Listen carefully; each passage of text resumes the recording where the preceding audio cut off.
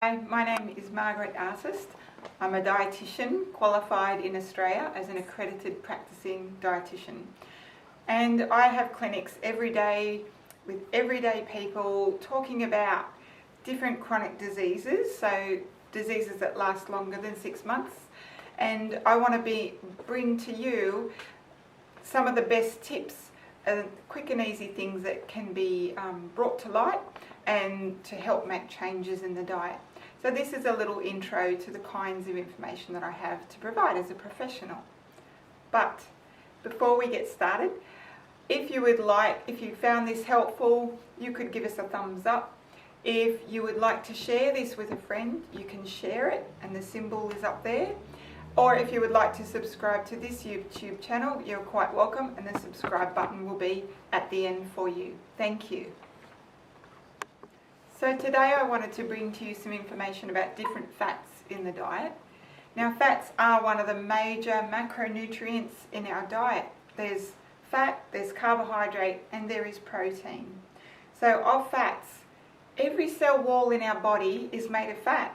Every single cell wall. It's called a phospholipid layer, and it is necessary to define the cell wall. But the types of fat in your diet is what has an influence on your well-being.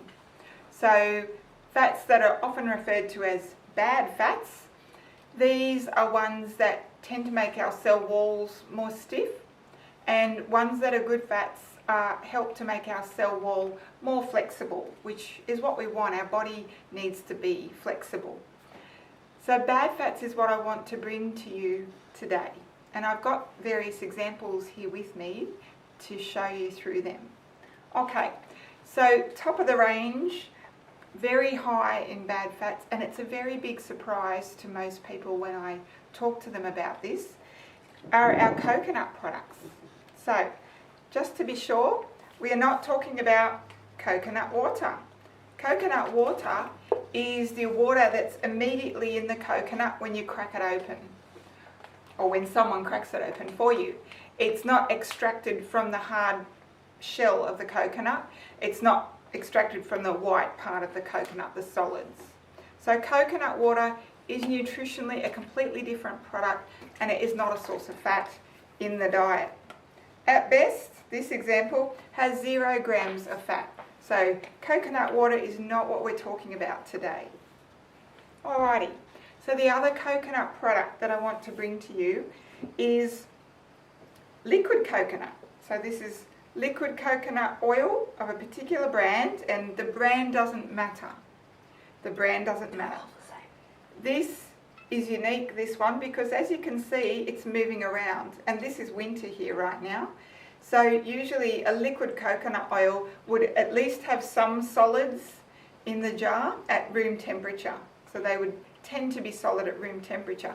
But this one's unique. They've added in a medium chain triglyceride, which is a slightly different type of fat, into the product to keep it liquid at room temperature. So the thing about liquid coconut oil, which is often promoted in the health food area, is that it's very high in saturated fat.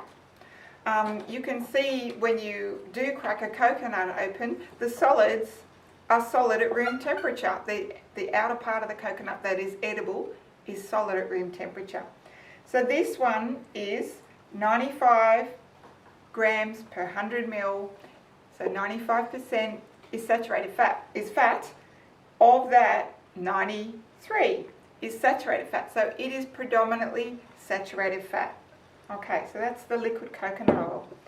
The next on the ladder is our coconut cream. So coconut cream, which this is an example, and it doesn't matter what the brand is. In this example, our coconut cream is 86% saturated fat. So that's really quite a high load, lower than the liquid coconut oil, but this is the kind of ingredient we would use, say, in a curry, particularly like a Thai curry, or we might use it in cooking, in other types of cakes or desserts. And the light coconut milk is really, it's 2/3, just under 2/3 saturated fat. So I'm just doing a quick calculation, 19.7 divided by 22.7 on this example. So it's 86% saturated fat. So that's quite high.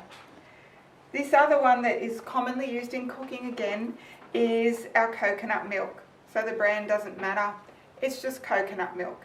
And it's also used in cooking, so that's quite good.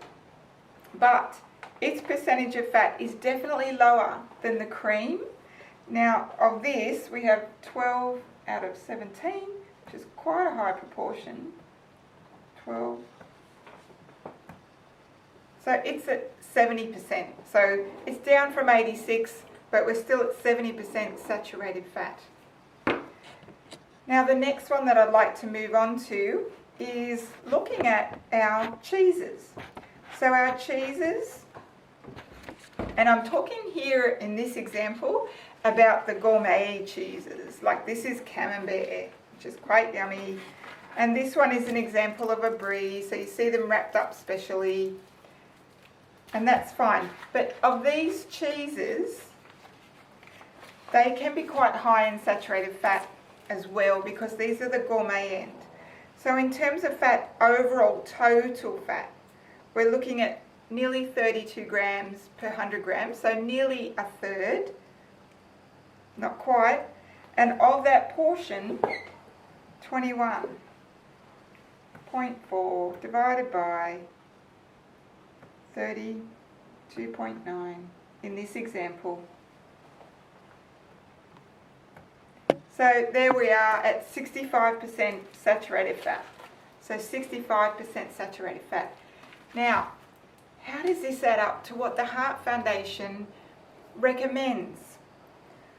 They recommend less than 6% saturated fat going into your body.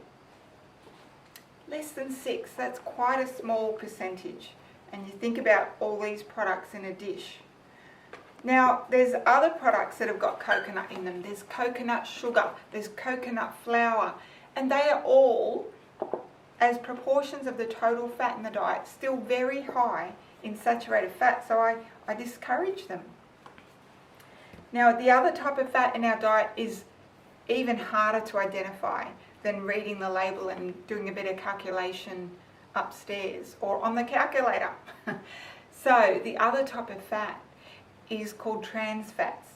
And we've heard a lot about trans fats over the last 20 or 30 years, but they're harder to find in products and foods that we buy, but they are in processed foods. So trans fats are in, we can look at them in margarine, and usually on the nutrition panel, it's specified how much trans fat is in that, in that particular product you're buying, and you can work that out as a percentage of the total fat. In Australia, most margarines are very low in trans fat. It's usually 0 point something grams, so it's very tiny. But trans fats are hidden in different parts of our processed food. Surprisingly, they're hidden in baked goods, so any pastries or shortbread, tarts, any of those baked goods can be high in trans fats. And what's really a problem is the food industry doesn't have to put on the label on that nutrition panel how much trans fat is in there. You will just be able to read total fat. You won't know. I won't know. So that's a real hidden source of trans fat in our diet. So there's two other fats that I did want to mention, and these are solid at room temperature.